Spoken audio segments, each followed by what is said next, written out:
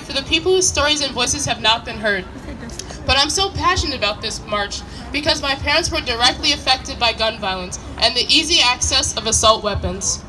My mother was a strong, warm, and friendly woman. Not many people disliked her, as she made many friends wherever she went. She was the best mother a child could ask for. My father was a quiet man, but cared about his family and my mother deeply. He didn't have many friends, but at home, he always made sure we all felt safe and that we were happy. Now, I'm going to get deep really quick. My father had generalized anxiety. He was stable and had it under control for years, but my family, we had no idea. He stopped taking his medication for it in 2015 due to the fact that he didn't want to keep having the side effects. Stopping his medication so abruptly caused him to have a mental break, so my parents argued occasionally, but no more than the average couple. And if they ever did, it would never be in front of me and my sister. But we would always find a way to hear them anyway. However, in March of 2015, everything changed. One day, for the first time ever, my father verbally abused my mother, aware that we were in the room, calling her ugly this, broke that, and I got lost in the words until he threatened her, saying he was going to kill her. My sister and I cried as we watched my mother whimpering on the phone to the police as my father erratically screamed at her. The police come, and I expect the whole conflict to be solved after my mother tells them that my dad had threatened her and that he needed help. However, my father, ex-com, tells them everything is fine. My mother was silenced. Her voice was silenced. She was not heard, and as a result, the following happened. Thursday, March 5th, it was a snow day, about 2 days after the police had come to my house. And my father had gone to work, and my mother, my sister, and I were shoveling the snow. We played in the snow, we shoveled, having snowball fights, and the like. Then my father came home and asked when my mother was leaving that she would pack today. Then he left. We went inside to our room where we started to pack our clothes into piles to figure out what to take, what to leave. I was never more proud of my mom than in this moment. She was finally fighting for herself. Then my father came into the room, started arguing once again. My sister and I sat on our beds, helplessly watching. I think I probably told him to stop because we couldn't take listening to them. He ignored me and kept arguing. My mom yelled back at him, defending herself. The last words I ever heard from my father was, "She needs to go."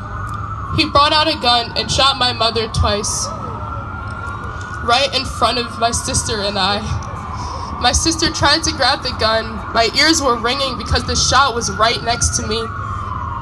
My father ran out of the house, no shoes on, in a state of mania and regret.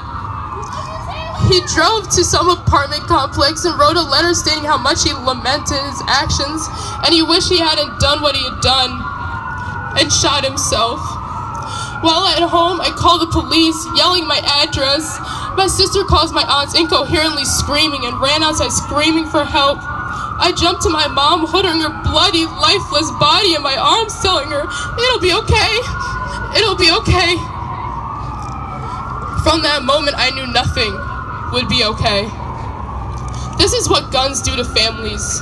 Sure, you might say, well, your father was the one that killed her, not the gun. Or, you should expect such a thing. He was mentally ill.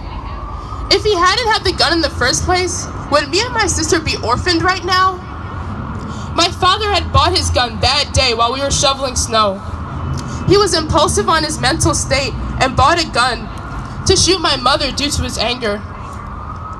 The high availability and easy access to such deadly weapons is so dangerous. You're given this false sense of power when you've never had it and you don't know how to handle it. When you hold a gun, you hold the potential to not only take someone's life, but to change someone else's. My sister and I don't have parents today because of an impulsive act my father took.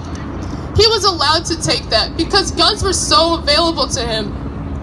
People will say that since me and my sister are just kids, we can't talk about politics because we don't know what we're saying. We're too immature. Would you say that a child that has to protect her own mother is too immature for politics? Would you say a child that had to call the police while they're watching her parents scream at each other is too young to know what she's talking about? Would you say a girl that held her dead mother in her arms while waiting for the authorities after being shot twice is too young to talk about gun violence?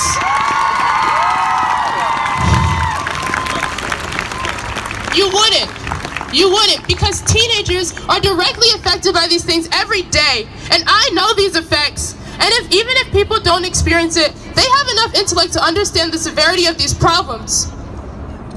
So to conclude, I want to tell my fellow peers, whether you're Black, Latino, white, LGBTQIA+, Asian, blue, purple, or whatever the fuck you identify as, do not tell anyone to invalidate your words, because we must be heard. We will be heard as gun violence affects our everyday lives. If you're to take anything from this, remember, we are not too young, too Black, too illegal, too gay, too foreign, to fight for our own right to live. Thank you. That's it.